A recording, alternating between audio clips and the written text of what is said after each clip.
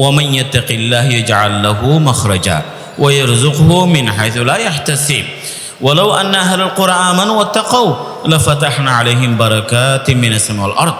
আল্লাহ পাক স্পষ্টই বলেছেন, যদি দিয়ানতদারি, খোদাভীতি, তাকওয়া, পরহেজগারি যদি থাকে, দেখবেন অল্পতেই কাজ হয়। অল্পতেই কী হয়? কাজ হয়। কেউ কেউ আছে কোটি টাকা আত্মসাৎ করে, বহু টাকা চুরি করে, নানাভাবে বাস বিচারবিন আয় রোজগার করে, দিন শেষে জিরো। দিন শেষে কি এই টাকা তার দেখা যায় এয়ার অ্যাম্বুলেন্সে হয়, আইসিইউতে খরচ হয়, মামলাতে খরচ হয়, নানা ডানে বামে খরচ হয়, কাজের কাজ কিছু হয়নি, কাজের কাজ কিছুই হয়নি।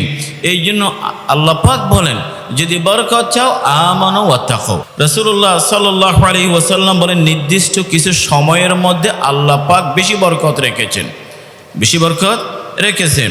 সেটা কোন সময় জানেন তো? বুরিকালি উম্মতি ফি বুকুরিহা। উম্মতের এক হাদিস আছে, আল্লাহুম্মা বারিক লি উম্মতি ফি বুকুরিহা, আল্লাহ আমার উম্মতের ভোরবেলায় সকালবেলায় বরকত দান করুন। সকালবেলা ভোরে কী দেব? এই সময়ের মধ্যে এলমের জন্য কাজ হলে প্রচুর মোতালা কুতুব বিনি পড়াশোনা হবে, আর রোজগার নামলে সে আর রোজগারও বরকত হবে। আযিজ হাজরিন, কোরআনে কারীম এবং হাদিস রাসূলের বিভিন্ন জায়গায় একটি শব্দ আমরা উচ্চারণ করে থাকি, কোরআন হাদিসও সেটি উচ্চারিত উল্লেখিত। সেটি হলো, আমরা আমাদের জীবনে আমাদের ইলম, আমাদের আমল, আমাদের সন্তান সন্ততি, আমাদের ব্যবসা বাণিজ্য, আমরা সব জায়গায় বরকত চাই। আল্লাহ পাকের পক্ষ থেকে মেহেরবানি চাই। এই যে বরকত চাই, এটি শুধু মুমিনদের জন্য। কাফির তাদের জন্য কোনো বরকতের ব্যবস্থা নেই। তারা সংখ্যায় বিশ্বাস করে, সংখ্যায় কোলায় না। মুমিন সংখ্যার বাইরেও বিশ্বাস করে, সংখ্যা দিয়ে কাজ হয় না, বরকত দিয়ে কাজ হয়। আর যখন আমাদের ইলম, আমল, জিন্দেগি, সন্তান সন্ততি, ব্যবসা বাণিজ্যের মধ্যে বরকত নামক সে পবিত্র জিনিসটা থাকে, তখন আমাদের জীবনটা হয় স্বাচ্ছন্দ্যময়, ইলমের মধ্যে নূর থাকে, আমলের বরকত থাকে, সন্তানগুলো অনুগত হয়, ব্যবসায় দেখা যায় সচ্ছলতা এবং সফলতা থাকে। আল্লাহ পাক কোরআনে কারীমে কিছু জায়গা, স্থান, কিছু ব্যক্তি, কিছু আমল নিয়ে কথা বলেছেন যেখানে বরকতের কথা আছে। রব্বুল আলামিন কোরআনে কারীমে এই পৃথিবীর একটি নির্দিষ্ট ভূখণ্ডকে বড় বরকতময় বলেছেন। সুবহানাল্লাযী আসরা বিআবদিহি লাইলাম মিনাল মাসজিদিল হারাম ইলাল মাসজিদিল আকসা আল্লাযী বারাকনা হাওলাহু। কোরআনে কারীমের 5টি জায়গায় এই অঞ্চল, বর্তমান লেবানন, সিরিয়া, ফিলিস্তিন, এই অঞ্চলটাকে আল্লাহ পাক বরকতময় বলেছেন। এটিও মনে রাখা দরকার, সে অঞ্চলটি হবে হাশরের ময়দান। রাসূলুল্লাহ সাল্লাল্লাহু আলাইহি ওয়াসাল্লামকে যখন জিজ্ঞেস করা হয় হাশরের ময়দান কোনটা, রাসূল সাল্লাল্লাহু আলাইহি ওয়াসাল্লাম নির্দিষ্ট করে বলে, এই যে বাইতুল মুকাদ্দাস বা ফিলিস্তিন, শাম, এটি হবে হাশরের ময়দান। এই জায়গাটি বড় বরকতময়। লাখো আম্বিয়া কেরামের পবিত্র দোলায় ধন্য, লাখো আম্বিয়া কেরামের পদচারণা, ইতিহাস সাক্ষী, আসমানি কিতাবগুলো এই জায়গায় নাজিল হয়েছে। ফেরেশতাদের আনাগোনা এই জায়গায়, জমি বড় উর্বর, ফলগুলো সুমিষ্ঠিত, এবং সেই জায়গায় একসময় বৈরুতে লেবাননে 15 দিন থাকার সুযোগ হয়েছিল। এই অঞ্চলটাকে খুব কাছে থেকেই দেখবার সুযোগ হয়েছে। শুধু আম্বিয়া কেরাম না, এই যুগ তখন থেকে যুগে যুগে ঐতিহাসিক যে মনীষীগুলো উলামায়ে কেরামের নাম পায়, অধিকাংশ উলামায়ে কেরামকে দেখবেন তারা এই অঞ্চলে বাসিন্দা, এই শহরেই তাদের আনাগোনা। কারো কারো খবর এই জায়গায়। ইমাম আউজাঈ রহমতুল্লাহ আলাইহি সে বৈরুতের ভূমধ্য সাগরের পাশে শুয়ে আছেন, কবরে গিয়েছিলাম। তো এই জায়গাটা বরকতময়। তাহলে বোঝা যায় কিছু জায়গা বরকতময় হয়। কাবা শরীফ মুমিনদের কিবলা এবং পবিত্র মক্কা নগরী। আল্লাহ পাক কাবা শরীফটাকে বরকতময় বলেন। ইন্না আউওয়ালা বাইতিন উদিআ লিন-নাস লাল্লাযী বিবাক্কা মুবারাকান ওয়া হুদাল লিল আলামিন। এ শহরে, এ নগরীতে, এ মক্কায়, এ বাইতুল্লাহ প্রচুর বরকত।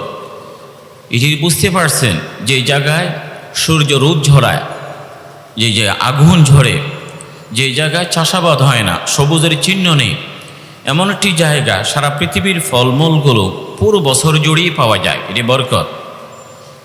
খাদ্য খাবারের সংকট নেই, নিরাপত্তার সংকট নেই।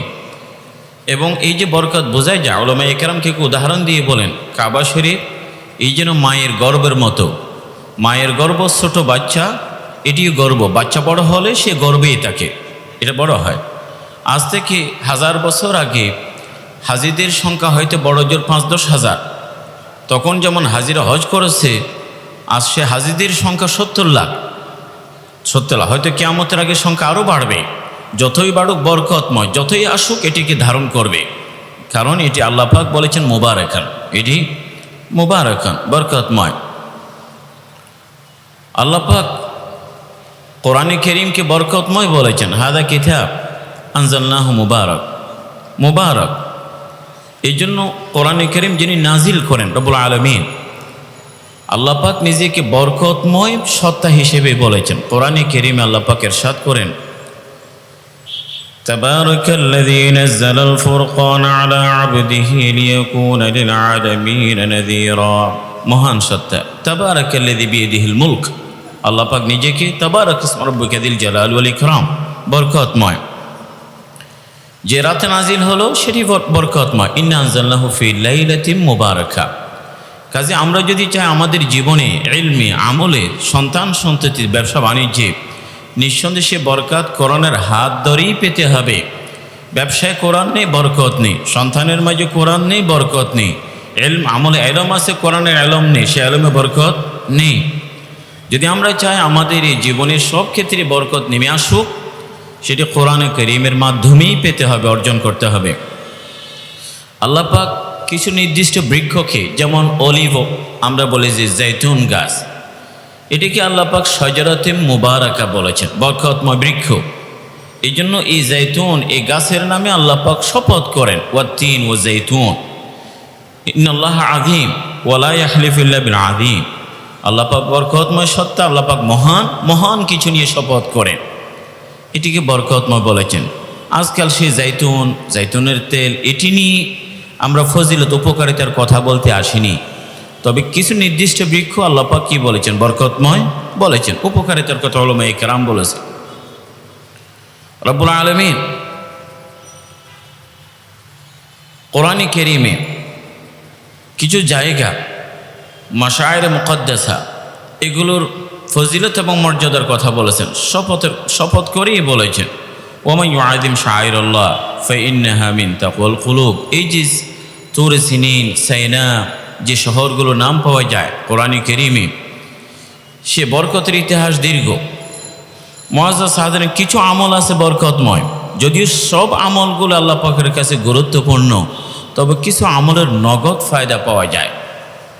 যেমন উলামায়ে কেরাম বলেন, হাদিসের ব্যাখ্যায় কোনো মানুষের জীবনে অভাব, দারিদ্র, টানাপোড়েন, সংসারে পয়সা কোলায় না, এই জাতীয় কিছু অনুভব করে, তখন রাসূলুল্লাহ সাল্লাল্লাহু আলাইহি ওয়াসাল্লাম হাদিসটি আমল করতে বলেছেন। রাসূল বলেন সাল্লাল্লাহু আলাইহি ওয়াসাল্লাম, দেখো বিয়ে শাদী করো।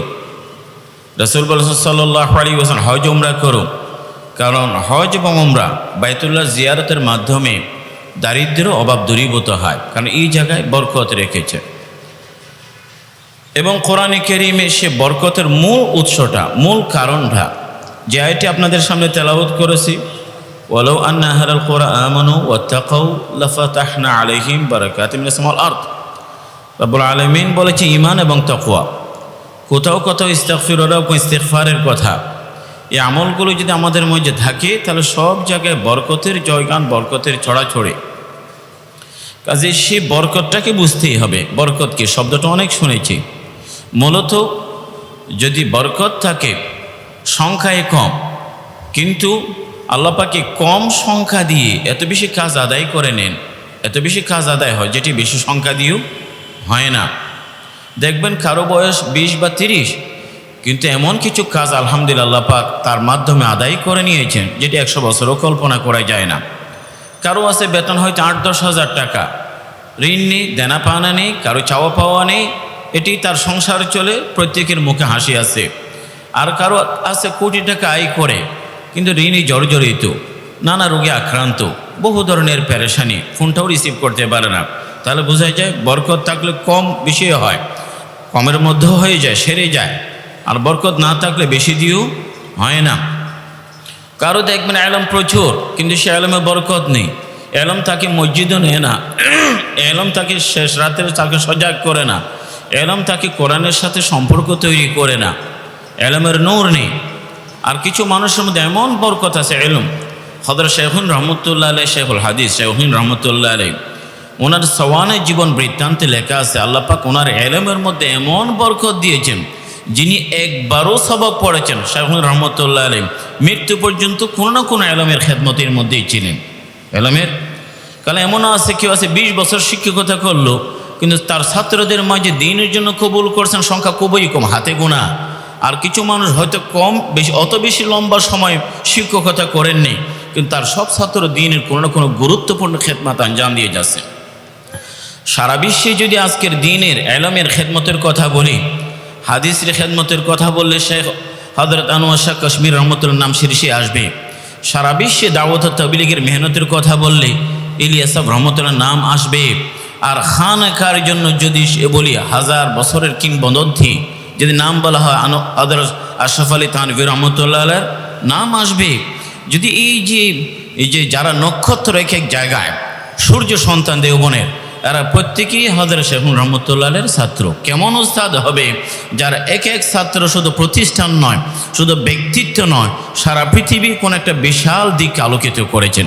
এটা ইলমের বরকত, এটা ইলমের বরকত। কাজেই সে বরকতটা যেন আমাদের মাঝে আছে, সংখ্যাও কম। যদি বরকতটাকে দেখবেন আপনার এই 24 ঘন্টায়, আপনার এই মাসে, এই বছরে, এই অর্থে, এই চাকরি, এই ব্যবসায়, এই সন্তান, এগুলো সব জায়গায় খায়ের আর খায়ের, কল্যাণ আর কল্যাণ। সেটি আল্লাহ পাকের কাছে চেয়ে নিতে হয়, আল্লাহ পাকের কাছে চেয়ে নিতে হয়, চোখের পানি ফেলতে হয়। রাসূলুল্লাহ সাল্লাল্লাহু আলাইহি ওয়াসাল্লাম যাদের জন্য একটু দোয়া করেছেন, তাদের জিন্দেগিতে কেমন বরকত দেখুন। আবু হুরায়রা রাদিয়াল্লাহু আনহু, সবাই নাম জানেন, সবচেয়ে বেশি হাদিস বর্ণনা করেছেন। আল্লাহ নবী তার জেহনে জাকাওয়াত, স্মৃতিশক্তি, এটার জন্য দোয়া করেন। আর পুরো জিন্দেগি এমন হয়েছে, আবু হুরায়রা রাদিয়াল্লাহু আনহু বলেন, আমি চাইলেও কোনো হাদিস আমি বলি না, বলতে পারিও না, সব যেন তাজা। কারণ দোয়া পেয়েছেন রাসূলুল্লাহ সাল্লাল্লাহু আলাইহি ওয়াসাল্লাম। হযরত আনাসের জন্য দোয়া, আল্লাহুম্মা আকসির মালাহু ওয়া ওয়ালাদাহু ওয়া বারিক লাহু ফীমা আতাইতাহু। আল্লাহ নবী দোয়া কর বারিক লাহু, বরকতের দোয়া করেছেন। হযরত আনাস রাদিয়াল্লাহু আনহুর পয়সার অভাব ছিল না, জিন্দেগিতে সচ্ছলতা প্রাচুর্য ছিল, সন্তান সন্ততি প্রায় শত, নাতি ছেলেপেলে মিলে হযরত আনাস বলেন দোয়া পেয়েছেন। কাজেই সেই বরকতের জন্য আল্লাহ পাকের কাছে দোয়া করা।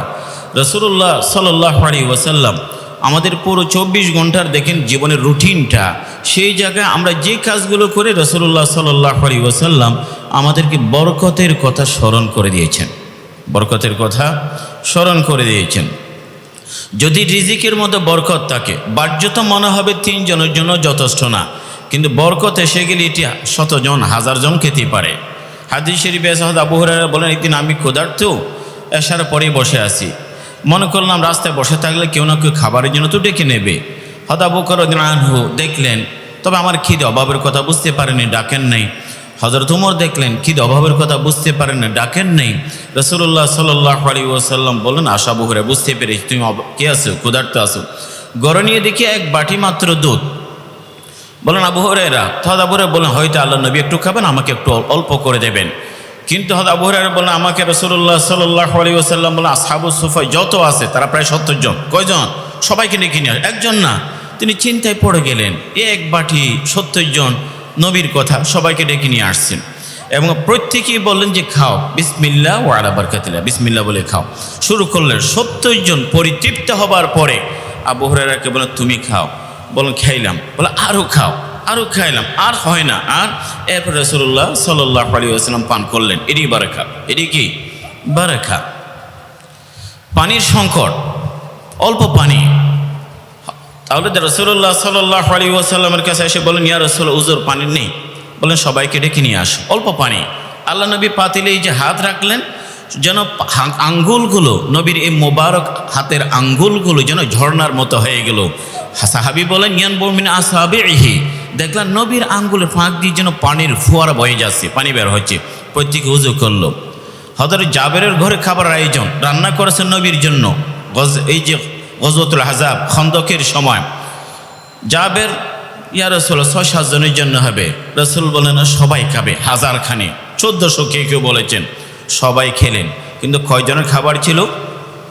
7-8 জনের। এরই বারাকা, এরই কি বারাকা। যখন কিছু সংখ্যক মানুষ রাসূলুল্লাহ সাল্লাল্লাহু আলাইহি ওয়াসাল্লামকে ইয়া রাসূল ইন্না নাকুলু ওয়া লা নাশবা, আমরা খাই তবে আমাদের পেট ভরে না, কারণটা কি বুঝলাম না। রাসূল বলেন হতে পারে লাআল্লাকুম তাফতারিকুন, তারা হতে পারে আলাদা আলাদা করে খাও। ইসতামিউ আলা তাআমিকুম, তোমরা সবাই একসাথেই খাও। যখন খেতে বসবে উযকুরুল্লাহ, আল্লাহ পাকের নাম বলি, বিসমিল্লাহ বলি খাওয়া শুরু করো, একসাথে খাও, আল্লাহ পাকের নাম নাও, ইউবারাক লাকুম ফিহি, বরকত আসবে। কারণ আল্লাহ পাকের এই নামটা বিসমিল্লাহ, আল্লাহ পাকের নামটাই বরকতময়। তাবারাকা ইসমু রাব্বিকা তাবারাকাল্লাযী বিয়াদিল মুলক, আল্লাহ পাকের পবিত্র নাম উচ্চারিত হলে সেখানে বরকত এসেই যায়, সেখানে বরকত এসেই যায়। সবাই খেলেন, এটা রিজিকের বরকত। রিজিকের, কারো সুস্থতা হায়াতের মধ্যেও বরকত থাকে। কেমন বরকত? সুবহানাল্লাহ। কিছু মানুষ দেখা যায় 30-40 যেন বড়িয়ে গেছে, কাজ হয় না, হাঁটতে পারে না, পরের জন্য যেন মুখাপেক্ষি হাঁটা চলা। হযরত জুলফিকার নকশবন্দি রহমতুল্লাহ আলাইহি বলেন, আমার পীর মুর্শিদে আলম তিনি বলেন যে আমার পীর সাহেব জীবনের শেষবারে ডায়াবেটিস রোগী ছিলেন, কিন্তু দেখলাম যে এই যে মাগরিবের নামাজ, সে উজু দিয়ে এশা, সারা রাত দরস, রমজানের কোরআন তেলাওয়াত, ফজর এবং এশাক, মাঝখানে একবার প্রস্রাবের জন্যও যাননি, এবং কি এশাকের আগ পর্যন্ত কোথাও বের হননি, এশাকের আগ পর্যন্ত কোথাও বের হননি। তো তিনি বলেন আমরা শুনেছি ইমাম আবু হানিফা রাহমাতুল্লাহ আলাইহি এশারের উজু দিয়ে ফজরের নামাজ পড়েছেন, আমি তো আমার চোখ দিয়ে আমার পীর সাহেবকে দেখেছি মাগরিবের উজু দিয়ে ফজরের নামাজ পড়েছেন, এশাক পড়েছেন। এটি হলো বরকত, এটি হলো বরকত। কাজে কিছু এমনও মানুষ আছে যারা ওনাকে যখন জিজ্ঞেস করা হয়, হযরত জি আপনি এভাবে কেমনে থাকতে পারেন যে উজু কালামেরও প্রয়োজন হয় না, সারা রাত জেগে?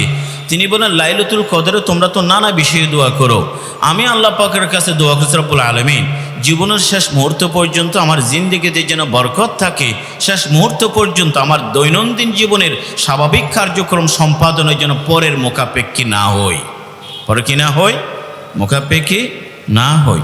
আল্লাহ পাকের কাছে দোয়া করা। মুআজ্জাজ হাজরিন, এই জন্য বললাম সে বরকতগুলো কেমনে আসবে রাসূলুল্লাহ সাল্লাল্লাহু আলাইহি ওয়াসাল্লাম সাফ বলে দিয়েছেন, কোরআনে কারীমে বলা আছে। সংক্ষেপে, আর যেহেতু 8টায় আজান হবে, হয়তো আজানের পরে 2, 4, 5, 10 মিনিট কথা হইতে পারে সর্বোচ্চ।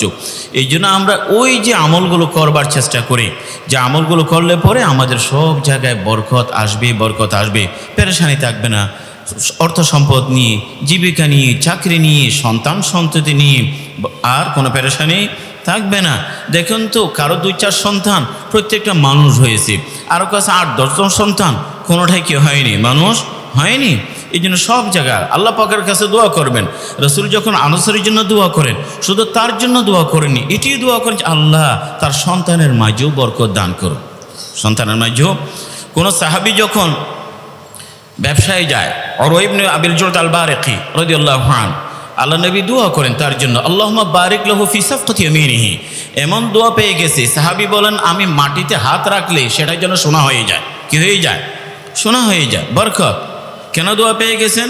রাসূল বললেন সাল্লাল্লাহু আলাইহি, একদিন কত চালাক, বললেন ইয়া রাসূল বললেন উরওয়া যাও তো বাজার থেকে 1 দিনার দিয়ে আমার জন্য একটা ছাগল কিনে নিয়ে আসো। তো তিনি তো চাইলে স্বাভাবিকভাবে দায় সারা যারা কাজ করে তারা বলতে পারে আল্লাহ নবী বলেছেন 1 দিনার দিয়ে একটি ছাগল, তাহলে 1 দিনার দিয়ে একটি ছাগল কিনে নিয়ে আসতে পারতেন। কিন্তু ওনার নজরটা দূরে, কেমনি ছাগলও নেওয়া যায়, আল্লাহ নবীর টাকাটা আল্লাহ নবীর কাছে ফেরতও দেওয়া যায়, এই ফিকির। এই জন্য একটা ছাগল নিলেন, এরপরে বাজারের মধ্যে সে ছাগলটা 2 দিনার দিয়ে বিক্রি করে দিলেন বাজারে। এরপর আবার 1 দিনার দিয়ে একটা ছাগল কিনলেন।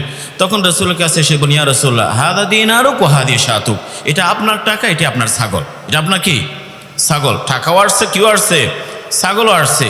এরপর রাসূল বলেন আল্লাহুম্মা বারিক লাহু ফি সাফকাতি ইয়ামিনিহি, আল্লাহ তার এই যে লেনদেনের মধ্যে বরকত দাও।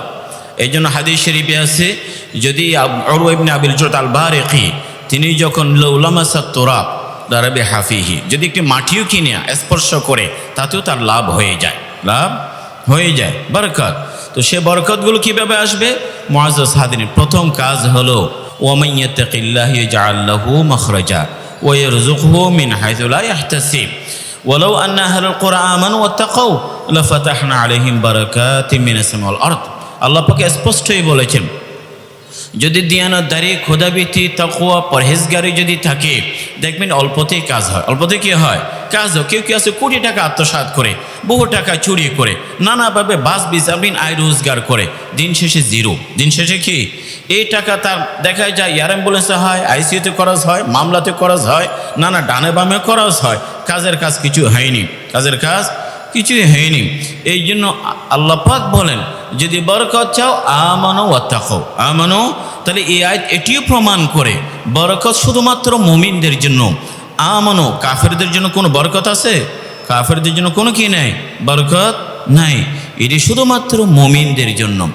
2 নম্বর হলো রাসূলুল্লাহ সাল্লাল্লাহু আলাইহি ওয়াসাল্লাম বলেন, নির্দিষ্ট কিছু সময়ের মধ্যে আল্লাহ পাক বেশি বরকত রেখেছেন, বেশি বরকত রেখেছেন। সেটা কোন সময় জানেন তো? বুরিকালি উম্মতি ফি বুকুরিহা। উম্মতের এক হাদিস আছে, আল্লাহুম্মা বারিক লি উম্মতি ফি বুকুরিহা, আল্লাহ আমার উম্মতের ভোরবেলায় সকালবেলায় বরকত দান করো। সকালবেলা ভোরে কী দেব? এই সময়ের মধ্যে এলমের জন্য কাজ হলে প্রচুর মোতালা কুতুব বিনি পড়াশোনা হবে। আর রোজগার নামলে সে আর রোজগারও বরকত হবে। অন্য কোনো কাজ ব্যস্ত পড়লে সে কাজের মধ্যে কি আসবে? বরকত আসবে। বুরিকালি উম্মতি ফি বুকুরিহা। রাসূলুল্লাহ সাল্লাল্লাহু আলাইহি ওয়াসাল্লাম বলেন, কেউ যদি তোমাকে টাকা দেয়, পয়সা দিল, হাদিয়া দিল, যদি ফামান আখাযাহু বিসাখাওয়াত নফস বুরিকাল ফি, আল্লাহ তুমি যা দিয়েছো এতটুকু যোগ্যতা আমার নেই, অনেক বেশি দিয়েছো, অনেকই দিয়েছো, বেশি দিয়েছো, এই কমের মধ্যে বরকত হবে। আর কেউ যদি মান আখাযাহু বিইশরাফ নফসিন, নিয়েছে ঠিক ওই আজানের জবাব দেন, আজানের জবাব, আজান শেষে বাকি কথা বলবে ইনশাআল্লাহ। কথা খুব সংক্ষেপেই বলি, আজানের পরে আমাদের 20-25 মিনিট হয়তো সময় আছে আরও। মুআজ্জাজ হাদিরিন, বলেছিলাম কেউ যদি কিছু গ্রহণ করে বেশরাফে নফস, আরও কিছু চাওয়া, এটি আমার কম হয়েছে, আরও একটু বেশি চাওয়া দরকার, আরও একটু বেশি পাওয়ার আগ্রহ। রাসূল বলেন না, ওই যা পেয়েছে তাতে কোনো বরকত হবে না, তাতে কি হবে না? বরকত হবে না। এটা লম্বা ঘটনা আছে। হাকিম ইবনে হিজাম রাসূলুল্লাহ সাল্লাল্লাহু আলাইহি ওয়াসাল্লামের কাছে যখন গেলেন, আল্লাহ নবী দিলেন, আরও চেয়েছেন, আরও দিয়েছেন, আরও চেয়েছেন, আরও দিয়েছেন। এরপর রাসূল এই কথাটাই বলেন, হাকিম, এ দুনিয়াটা সবুজ শ্যামল, এর মানুষকে আকৃষ্ট করে, তবে নেয়ার ক্ষেত্রে নীতিমালা। হাকিম ইবনে হিজাম মৃত্যু পর্যন্ত আর কারো কিছু হাত পাতেননি, ইশারাঙ্গিতেও না। রাসূল বলেন সাল্লাল্লাহু আলাইহি ওয়াসাল্লাম, বরকতের জন্য আল্লাহ পাক কিছু মানুষকে কিছু জিনিস দিয়ে তাকে পরীক্ষা করে। ইন্নাল্লাহ ইয়াবতালি আবদাহু বিমা কাসাম ফামান রাদিয়া ফালাহুর রিদা। আল্লাহ পাক কাউকে কিছু দিয়ে পরীক্ষা করে দেখেন, এতে যদি সন্তুষ্ট থাকে আল্লাহ পাকও সন্তুষ্ট হন, যা দিয়েছেন তাতে বরকত হয়। তানভী রহমতুল্লাহ আলাইহির কথা আছে, কিতাবে লিখেছেন, এক লোক মায়ের খেদমত করতো, সংক্ষেপেই বলছি। মারা যাবার পরে ওই লোকটা বলতো যে মা, যখন বাবা মারা যায় তখন ভাই বলল যে তোমরা সম্পত্তি নিয়ে নাও, আমার কোনো টাকা পয়সা লাগবে না, আমার মাকে দাও, আমি মায়ের খেদমত করবো, মায়ের খেদমত করব। মায়ের খেদমত করেছে, কোনো টাকা চড়ায়। আল্লাহ পাক তার সংসারের মধ্যে তানভীর রহমতুল্লাহ এরকম বরকত দিয়েছে যে স্বপ্ন দেখে অমুক জায়গায় 10 দিনার, কি দিনার? 10 দিনার। তিনি প্রশ্ন করেন, স্বপ্নেই এই পয়সা কি বরকত হবে? বললেন না, নেব না। পরে 5 দিনার, বরকত হবে না। পরে দেখলে 1 দিনার, বরকত হবে? হ্যাঁ। ওই 1 দিনার দিয়ে কীভাবে? তানভীর রহমতুল্লাহ আলাইহি বলেন, সে বলছে অনেক দিন পর 1 দিনার পেয়েছি, একটা মাছ খাওয়া যাক। সাগর থেকে একটা বড় মাছ বাজারে আসছে এবং মাছ কিনলো, সে মাছের পেটে যা হীরা জহরত, যা দামে মণিমুক্তা পেয়েছে, তার পুরো জিন্দগির জন্য এনাফ হয়ে যথেষ্ট। বরকত, এটি হলো কি? বরকত। তো খায়ের বললাম মুআজ্জাজ হাদিরিন, যদি নেওয়ার ক্ষেত্রে আল্লাহ পাক যা দিয়েছেন তা সন্তুষ্ট থাকা। বেচা কেনার ক্ষেত্রে রাসূল বলেন সাল্লাল্লাহু আলাইহি ওয়াসাল্লাম, যারা ব্যবসা বাণিজ্য করেন তাদের উদ্দেশ্যে, ফাইন বাইয়ানা ওয়া সাদাকা বুরিকা ফি বাইহিমা, বেচা কেনার ক্ষেত্রে সত্য কথা বলে আর কোনো তথ্য গোপন না করে, এতে বরকত হবে। কি হবে? এতে বরকত হবে। আর যদি সেখানে মিথ্যার আশ্রয় নেয় অথবা তথ্য গোপন করে, মুহিকাত বারাকাতু বাইহিমা। মুআজ্জাজ হাদিরিন, সালাম কালামের বেশি চর্চা করতে হবে, কারণ আসসালামু আলাইকুম ওয়া রাহমাতুল্লাহি ওয়া বারাকাতুহু কি আছে? ওয়া বারাকাতুহু। বরকত কত গুরুত্বপূর্ণ হলে মুসলমানদের দৈনন্দিন জীবনে সাক্ষাতের প্রথম শব্দটি আমরা এক অপরের জন্য বরকতের দোয়া করি, ওয়া বারাকাতুহু। খাবার সামনে আসছে, কি বলবেন? আল্লাহুম্মা বারিক লানা ফি ওয়া আতইমনা মিনহু আও আতইমনা খায়রাম মিনহু, যদি দুধের ক্ষেত্রে হয়। যদি আপনি দস্তরখানে বসছেন, মেজবানের জন্য দোয়া করবেন। মেজবানের জন্য কি সেখানে কি দোয়া আছে? আল্লাহুম্মা বারিক লাহুম ফিমা রাযাকতাহুম, রব্বুল আলামিন এই মেজবানকে যা দিয়েছো তাতে বরকত দান করো। বিয়ে শাদীতে গেলেন, কি দোয়া পড়েন? বারাকাল্লাহু লাকা ওয়া বারাকাল্লাহু আলাইকা ওয়া জামা বাইনাকুম বিখাইর, তোমাদের দাম্পত্য জীবন আল্লাহ পাক বরকত দান করুক, সচ্ছলতা আসুক, নেককার সন্তান সন্ততি দান করুক। নামাজের মধ্যে কিসের দোয়া করেন? আল্লাহুম্মা বারিক আলা বলেন কি না আলা ইব্রাহিম, আল্লাহুম্মা বারিক আলা মুহাম্মদ কামা বারাকতা আলা ইব্রাহিম, দোয়া করেন কি না? এই যে আমরা রাসূলুল্লাহ সাল্লাল্লাহু আলাইহি ওয়াসাল্লাম বরকতের দোয়া, যদি আপনার জীবন উলামায়ে কেরাম বলেন দরুদ ইব্রাহিমের মধ্যে আমরা যে রাসূলুল্লাহ সাল্লাল্লাহু আলাইহি ওয়াসাল্লাম বরকতের দোয়া করি, সেটি যদি আমরা নামাজের বাইরেও পড়ি, জীবনের মধ্যে কোনো অভাব ইত্যাদি আমাদের থাকবে না। মুআজ্জাজ হাদিরিন, তাওয়াফে গেলেন, উলামায়ে কেরাম বলেন সে মতাফের মধ্যে রাসূলুল্লাহ সাল্লাল্লাহু আলাইহি ওয়াসাল্লাম একটি দোয়া শিখিয়েছেন, সে দোয়ার মধ্যে বরকতের কথা আসছে। এখন নতুন ফলের সময়, নবীর সামনে যখন নতুন ফলমূল আসতো, রাসূল দোয়া করতেন কি না? আল্লাহুম্মা বারিক লানা ফি সামারিনা ফি মাদিনাতিনা ফি সাইনা ফি মুদ্দিনা, আমাদের এই মাবজুব, আমাদের এই ফলমূল, আমাদের এই শহরে বরকত দান করো। কাজে ফলমূলের আগে কিসের দোয়া করা? বরকতের দোয়া করা। যখন এভাবে করে আমরা দোয়া চর্চা করব, দোয়া চর্চা করব, দেখবেন ফলমূল, খাবার, জীবিকা, চাকরি বাকরি, ইলম, আমল সব জায়গার মধ্যে কি হবে? বরকত আসবে। আজকাল সংখ্যার অভাব নেই, আছে কোটিপতি, শিল্পপতি, 1000 টাকা, লাখ টাকা, কোটি টাকা। সমস্যা হলো কোলায় না। প্রত্যেকের অভিযোগ একটা কি? এটা হয় না, এটা কি কোলায় না, অস্থিরতা চারিদিকে। আল্লাহ পাক যেন যা কিছু দিয়েছেন, দোয়ায়ে কুনুতের মধ্যে একটি দোয়া এটিও আছে। কি দোয়া আছে? আল্লাহুম্মা বারিক লানা ফিমা আতাইতানা, আল্লাহ পাকের কাছে বেশি চাওয়ার প্রয়োজন নেই, যা দিয়েছে তাতে যেন আল্লাহ পাক বরকত দান করে, যা দিয়েছে তাতে যেন কি বরকত দান করে। এই জন্য মুআজ্জাজ হাদিরিন, এটি মাত্র সংক্ষিপ্ত কথাই ছিল। বর্তমান সময়ের মধ্যে বড় ফিতনা হলো প্রত্যেকের শুধু শেকায়ত, অভিযোগ, অনুযোগ যে হয় না, কোলায় না। তাহলে আমরা যদি সব জায়গায় যদি বরকত থাকে, দেখবেন প্রত্যেকের মুখে হাসি থাকবে, দুনিয়ার মধ্যে মনের প্রশান্তিও থাকবে, আখিরাতেও কি থাকবে? সুখ শান্তি থাকবে। সে বরকতের আমলগুলো করি, দোয়াও করি। রব্বে করিম আমাদেরকে তৌফিক দান করুন। ওয়া আখিরু দাওয়ানা আলহামদুলিল্লাহি রাব্বিল আলামিন।